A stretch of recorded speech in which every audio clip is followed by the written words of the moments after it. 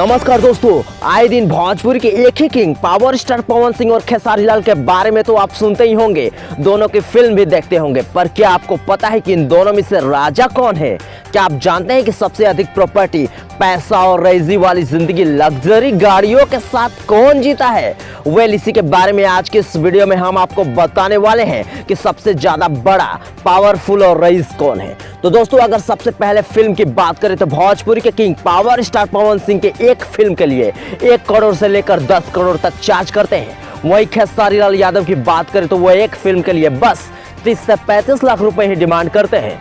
दोस्तों, अगर वहीं बात की जाए पावर स्टार की तो उनके पास 80 लाख की Mercedes Benz GLE 250D, 25 lakh की फॉर्च्यूनर और 5 करोड़ की BMW जैसी लग्जरी गाड़ियां शामिल है।